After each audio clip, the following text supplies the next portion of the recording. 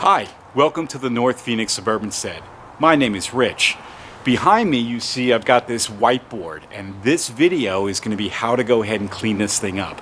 Yeah, I can just go ahead and buy a new one, but this thing gets beat up pretty bad. It's just got some permanent marker on it and a few other scratches and things like that.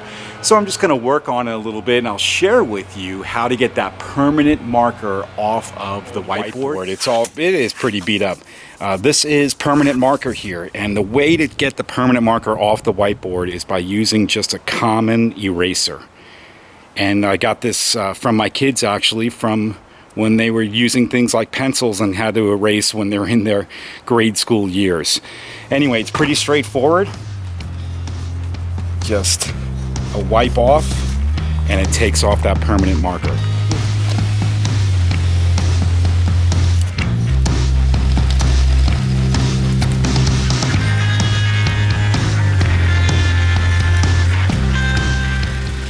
Okay, so you get the idea.